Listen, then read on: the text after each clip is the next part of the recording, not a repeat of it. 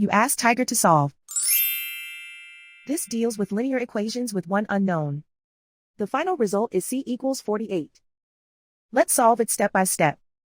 Group all constants on the right side of the equation. Add 2 to both sides.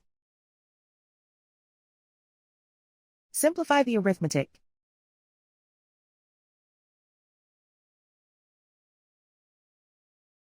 Isolate the c. Multiply both sides by 6. Group like terms. Multiply the coefficients. Simplify the fraction.